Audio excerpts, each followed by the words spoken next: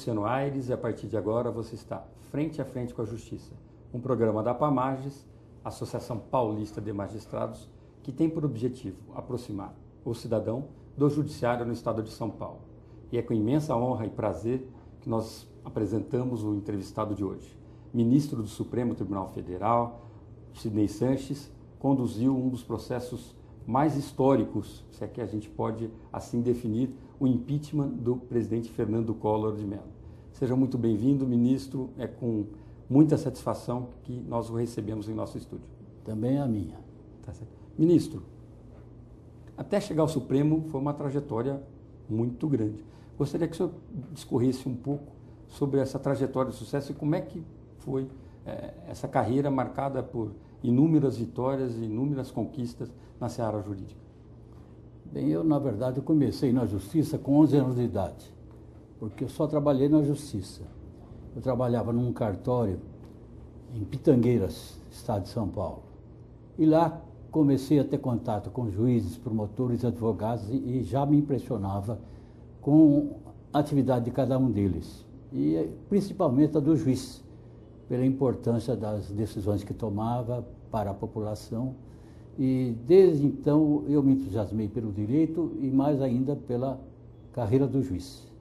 E foi então que, quando fiz o ginásio, eu já pensava em ser juiz. E fiz a Faculdade de Direito de São Paulo, a USP, do Largo de São Francisco, de 1954 a 1958. Advoguei por 3 anos, mas sempre pensando em fazer concurso para a magistratura. Ingressei num concurso de 1961, tomei posse no dia 18 de janeiro de 1962, em Santo André, que era a sede de uma circunscrição que abrangia, além de Santo André, São Bernardo do Campo, São Caetano do Sul e Guarulhos. Naquele tempo o juiz substituto não era vitalício, ele precisava ser vitaliciado em 2 anos após um estágio. Foi por isso que eu tive que atuar nessas 4 comarcas. Naquele tempo não havia Diadema, nem Ribeirão Pires, nem Mauá, de maneira que era um tempo bem diferente. Depois disso, fui promovido, e isso causa estranheza, para São Bento do Sapucaí. É que se imagina como se sai do ABC para ir uma cidade pequena como São Bento do Sapucaí. É que o juiz começa verdadeiramente a sua carreira no interior, depois de aprovado como substituto. E São Bento era a primeira entrância na carreira. Lá permaneci de 1964 e 65, fui promovido à segunda entrância, Guararapes, nas imediações de Araçatuba. São Bento é pouco abaixo de Campos do Jordão, na divisa de Minas. Uhum. Guararapes já é no noroeste. Lá permaneci em 1965, no final, e o ano de 66. E fui promovido para a terceira entrância em Itapeva, para baixo de Itapetininga. Permaneci 5 meses lá. Mudei com a família, achando que ia ficar bastante tempo, mas havia tanta necessidade de juiz que logo fui promovido para substituto da capital. E aí fui substituto em todas as varas civis, criminais, da Fazenda Pública, varas distritais, e fui em seguida promovido a titular da primeira vara civil de São Paulo, que na ocasião era o diretor do fórum da capital.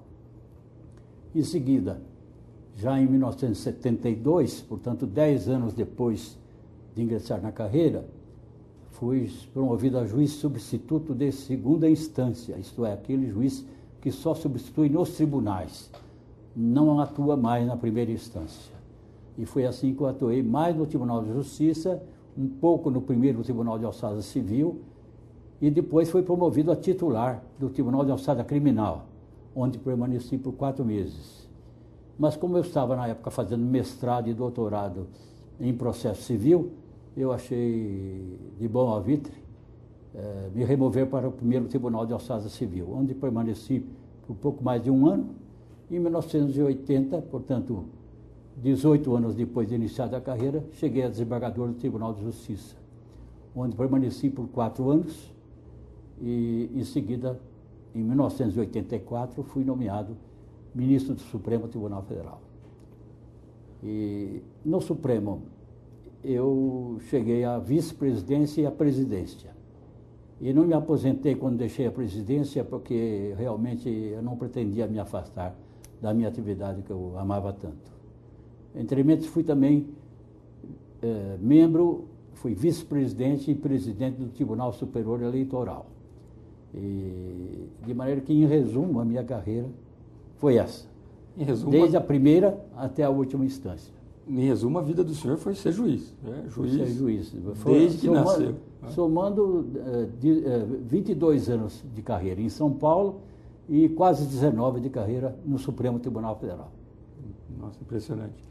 O senhor participou, ministro, de um dos episódios mais emblemáticos da história moderna do país, que foi o impeachment do presidente Fernando Collor de Mello.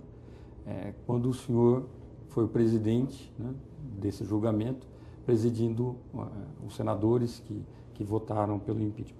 Queria que o senhor contasse um pouquinho desse episódio e como ele marcou a vida do senhor. Bem, tinha havido no Congresso Nacional, na Câmara dos Deputados, uma CPI para apurar denúncias que estavam sendo feitas pelo finado irmão do presidente Collor e relacionadas com a atuação de PC Farias, que tinha sido tesoureiro de campanha de Fernando Collor. Essa CPI chegou a um resultado. Com base nela, a OAB e a Associação Brasileira de Imprensa, por seus presidentes, ofereceu denúncia à Câmara dos Deputados. A Câmara recebeu a denúncia, aliás, autorizou a instauração do processo e, em seguida, o processo foi remetido ao Senado. Nesse momento, determina a Constituição de 88 que o presidente do Supremo assuma a presidência do Senado. No caso, era eu o presidente. Foi por isso que assumi a presidência do Senado. E nessa qualidade, o presidente do Supremo e, no momento, do Senado, preside todo o processo de impeachment. E foi o que ocorreu. O que houve de mais preocupante na ocasião é que a lei que regula o impeachment, a lei infraconstitucional, é de 1950.